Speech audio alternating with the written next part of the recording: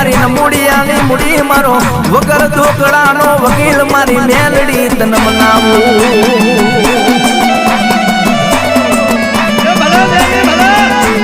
એ બાપ કદાચ અણદા ભગા કદાચ સાયલાનો રાજા તારી સંધણ ભેંસ લઈ ગયો છે અને કદાચ રાજાના રાજમાં જઈને કદાચ રાજાની રાણીઓ નો ધુણાવું રાજાની ઘોડીઓ નો ધુણાવું તો અડધા ભગા કદાચ તારા કણ ભાગલે મેલડી આઈ નથી હોમાં